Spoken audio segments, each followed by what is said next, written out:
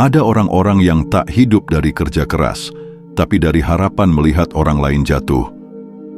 Nafas mereka bukan dari oksigen, tapi dari iri dan dengki yang meracuni darah. Mereka bukan ingin sukses, mereka hanya tak ingin kamu lebih baik. Mereka tak ingin naik level, mereka cuma ingin kamu turun. Energi mereka bukan untuk bangun sesuatu, tapi untuk menunggu kehancuran orang lain. Dan sialnya, kamu jadi objek favorit mereka. Tapi yang sering mereka lupa adalah, hidup bukan pasar saham. Kejatuhanmu tak otomatis jadi keuntungan mereka. Pikiran-pikiran negatif yang mereka arahkan padamu, umpatan dalam diam, kutukan dalam gumaman, semuanya bukan tembakan jitu, tapi bom waktu yang mereka tanam di bawah kaki mereka sendiri. Mereka fokus agar kamu jatuh, tapi mereka lupa bahwa mata yang terhalang kabut pekat tak bisa melihat lubang besar yang siap menelan mereka sendiri. Pertama, iri dan dengki itu bukan sekadar emosi, itu adalah penyakit jika dibiarkan terus-terusan bersarang di hati. Parahnya lagi, penyakit ini menular. Orang yang terjangkit iri akan terus mencari korban berikutnya, dan ketika kamu menjadi target, bukan karena kamu salah, justru karena kamu benar, karena kamu punya sesuatu yang mereka inginkan, tapi tak bisa mereka capai. Maka mereka berdoa dalam diam agar kamu gagal. Mereka membisikkan harapan busuk kepada semesta, semoga kamu jatuh, semoga kamu malu, semoga kamu hilang dari peta kehidupan. Masalahnya, semesta tak sebodoh itu. Ia tak bekerja seperti jin botol yang memenuhi keinginan busuk. Ketika seseorang mengarahkan energi negatif kepada orang lain secara konsisten, ia sedang meracuni pikirannya sendiri. Otaknya mulai mengeluarkan racun. Kortisol naik, stres meningkat, tubuhnya pelan-pelan rusak dari dalam. Sementara kamu mungkin tidur nyenyak, mereka begadang penuh amarah. Sementara kamu fokus kerja, mereka sibuk stalking dan menyusun narasi kegagalanmu yang belum terjadi. Yang lebih tragis adalah, mereka pikir mereka kuat, mereka merasa sedang mengontrol sesuatu. Padahal satu-satunya yang mereka kontrol adalah kehancuran diri mereka sendiri. Mereka merawat luka yang tak pernah kering. Membangun narasi bahwa hidup tak adil karena kamu punya apa yang mereka inginkan. Iri dan dengki membuat mereka buta terhadap kenyataan bahwa kamu mungkin bekerja lebih keras, bahwa kamu mungkin jatuh juga, tapi tak menyerah. Tapi mereka tak peduli, karena iri dan dengki tak butuh fakta. Ia hanya butuh bahan bakar untuk mengobarkan kebencian. Akhirnya, mereka hidup dalam delusi. Mereka merasa benar karena banyak yang mendukung omong kosong mereka. Tapi mereka tak sadar bahwa dukungan itu pun lahir dari orang-orang dengan luka yang sama. Orang yang gagal bangkit, tapi berisik. Iri dan kedengkian adalah jalan cepat menuju kehancuran. Dan yang paling menyedihkan, mereka memilihnya sendiri. Kedua, pikiran negatif itu bukan sekedar bisikan. Setiap kali seseorang berharap kamu hancur, mereka sebenarnya sedang membangun altar penderitaan mereka sendiri. Pikiran-pikiran negatif itu bukan cuma wacana, itu konstruksi nyata dalam otak mereka.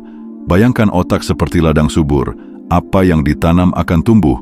Kalau yang ditanam adalah kebencian, maka tumbuhlah dendam, stres, sakit hati, bahkan penyakit fisik. Iya, penyakit sungguhan, darah tinggi, asam lambung, sampai insomnia kronis. Semua itu bukan dari setan, tapi dari otak busuk mereka sendiri. Kamu jadi sasaran. Mereka pikir kamu adalah penyebab dari rasa gagal mereka. Mereka salah, tapi mereka tak peduli. Otak mereka sudah merancang satu jalan cerita. Kamu harus jatuh agar mereka merasa lega. Ini bukan soal keadilan, ini soal ego yang tergores. Masalahnya, ego yang tergores tak pernah sembuh dengan melihat orang lain jatuh. Sebaliknya, itu akan membuat luka semakin dalam. Dan sialnya, mereka yang menggaruk luka itu sendiri. Pikiran negatif, jika dikumpulkan terus, akan jadi gaya hidup. Mereka bangun tidur sambil berharap kamu kena musibah. Mereka lihat postingan kamu, berharap itu fake. Mereka dengar kamu beli rumah baru, langsung curiga dan mengira itu hasil pesugihan. Mereka bukan sedang hidup, mereka beroperasi. Seperti mesin rusak yang masih bunyi, tapi tak menghasilkan apa-apa.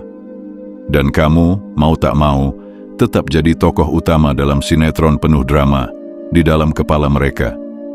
Yang ironis adalah, kamu mungkin bahkan tak sadar mereka benci kamu. Kamu mungkin fokus pada hidupmu, cita-citamu, tugasmu, kebahagiaanmu. Tapi mereka tak pernah lupa. Karena kamu hidup di pikiran mereka secara permanen. Kamu adalah penghuni tetap dalam apartemen kegelisahan yang mereka bangun dengan penuh kebencian. Gratis, tanpa sewa, tapi dengan harga yang mahal. Kesehatan jiwa mereka sendiri. Ketiga, iri, dengki, dan hasrat agar kamu jatuh, semua itu butuh energi. Sangat banyak. Bukan cuma pikiran, tapi juga emosi, waktu, dan kadang uang. Ada orang yang saking bencinya padamu, sampai rela menyabotase peluang sendiri, asal bisa membuatmu terlihat buruk. Itu bukan pengorbanan, itu kebodohan kelas berat. Kamu harus paham, orang yang membenci dengan sepenuh tenaga adalah orang yang tidak tahu harus mencintai apa dalam hidupnya. Bayangkan, kalau energi yang mereka arahkan ke kamu dipakai untuk memperbaiki hidup mereka sendiri. Dunia mereka mungkin bisa lebih baik, tapi tidak. Mereka memilih untuk rusak, asal kamu tidak lebih baik dari mereka. Mereka melemparmu dari balik tembok, berharap satu lemparan cukup untuk menghentikanmu. Masalahnya, hidup tak bekerja seperti itu. Balasan semesta, entah kamu percaya atau tidak, beroperasi dengan kejam tapi adil. Siapa yang menabur kebencian akan menuai kehampaan. Mereka yang berharap kamu tersandung seringkali lupa mengecek lubang di jalan mereka sendiri. Dan biasanya mereka terjatuh lebih dulu. Sementara kamu, meskipun tertatih-tatih, tetap berjalan. Karena kamu fokus pada arah, bukan pada siapa yang melempar batu. Kamu tidak perlu mengerti alasan mereka. Kadang alasannya pun absurd. Bisa jadi hanya karena kamu lebih disukai, atau karena kamu punya sesuatu yang mereka anggap tak pantas kamu miliki. Tapi ingat ini baik-baik, mereka tidak akan menang, karena mereka menghabiskan energi untuk menghancurkan, sementara kamu menggunakan energi untuk membangun. Keempat, harapan agar kamu hancur adalah doa sial yang akan kembali ke mulut si pendengki sendiri. Ada yang bilang, doa buruk itu seperti ludah yang dilontarkan ke langit, pada akhirnya jatuh ke muka sendiri. Mereka yang berharap kamu bangkrut, kena musibah, kehilangan segalanya, mereka sedang berdoa, walau tak pakai tangan terangkat.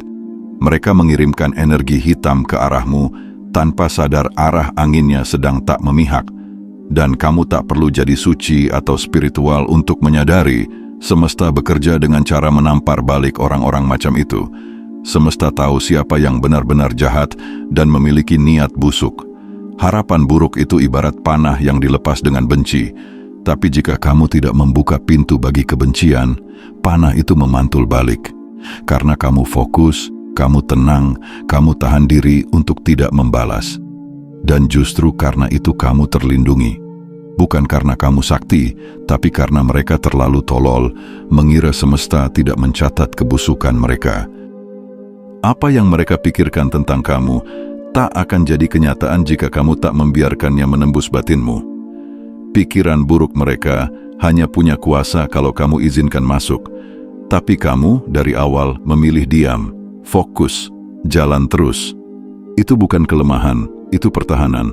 Dan mereka salah baca. Mereka kira kamu diam karena takut. Padahal kamu sedang menonton mereka menggali lubang untuk diri mereka sendiri. Dan yang lebih ironis, setelah mereka jatuh ke dalam lubang itu, mereka tetap menyalahkan kamu. Karena apapun hasil akhir hidup mereka, pasti mereka kaitkan denganmu. Itu nasib orang yang terjebak dalam narasi kebencian. Mereka tak tahu bagaimana keluar dari cerita yang mereka tulis sendiri. Dan sementara mereka mencari alasan mengapa mereka sial, kamu sedang menulis bab baru dalam hidupmu tanpa menyebut nama mereka sama sekali. Kelima, kamu adalah pusat dari obsesi mereka. Mereka yang berharap kamu hancur sebenarnya sedang memvalidasi eksistensimu. Mereka menjadikanmu poros. Dalam hidup mereka yang kusut, kamu jadi satu-satunya hal yang konstan. Mereka bangun pagi, pikirkan kamu. Tidur malam, doakan kamu celaka.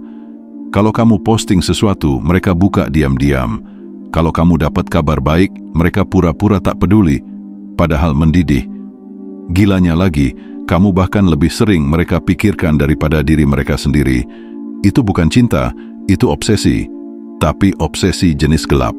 Dan kamu, meski tak meminta, jadi pusatnya. Mereka pikir dengan menjatuhkan kamu, harga diri mereka naik. Padahal mereka cuma mengukuhkan fakta bahwa mereka tidak akan pernah bisa jadi seperti kamu.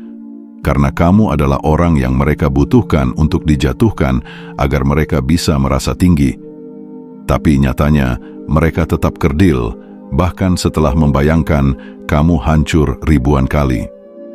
Kamu tak perlu melakukan apapun untuk membuat mereka makin frustasi. Cukup bernapas, cukup hidup, cukup jadi dirimu sendiri. Karena setiap langkahmu adalah tusukan kecil bagi ego mereka. Setiap keberhasilanmu adalah gempa dalam kepala mereka. Dan yang lucu, mereka pikir kamu tahu semuanya. Padahal kamu mungkin tak sadar mereka seberisik itu dalam diamnya. Itu karena kamu terlalu sibuk hidup, sementara mereka sibuk menontonmu. Jadi, jangan pernah rendahkan dirimu karena kebencian orang lain. Justru ketika mereka fokus menjatuhkanmu, di situ kamu tahu, kamu punya nilai yang bahkan tak kamu sadari. Nilai yang membuat orang iri, nilai yang buat orang gelisah. Dan kalau kamu tahu cara menjaga nilai itu, kamu tak perlu menyerang balik, karena mereka akan meledak sendiri oleh tekanan dari dalam kepala mereka yang tak sanggup melihatmu tetap berdiri. Keenam, pada akhirnya, kamu menang bukan karena kamu menyerang, tapi karena kamu tetap jalan. Hidup bukan tentang siapa yang paling lantang mencaci, bukan tentang siapa yang paling banyak menjatuhkan, tapi siapa yang bisa terus melangkah meski dilempar batu terus-menerus. Dan kamu, dengan diam dan tekunmu, adalah bukti bahwa kamu lebih kuat dari seluruh kebencian yang mereka koleksi. Karena kamu tidak mengandalkan benci, kamu mengandalkan prinsip. Dan prinsip, ketika dipelihara, tak bisa dihancurkan dengan kalimat sarkas.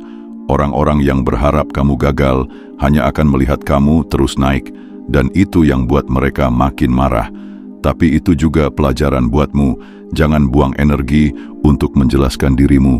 Jangan repot meladeni semua omong kosong. Karena kemenangan terbaik bukan saat kamu membalas, tapi saat kamu mencapai sesuatu yang mereka bahkan tak berani impikan. Jalanmu mungkin sepi. Mungkin kamu sering bertanya kenapa kebencian mereka begitu konsisten. Tapi sekarang kamu tahu jawabannya. Karena kamu berarti. Karena kamu memiliki impact. Dan karena kamu tetap berdiri, kamu adalah ancaman paling nyata bagi mereka yang hanya bisa menggonggong untuk hidup. Mereka akan hancur sendiri.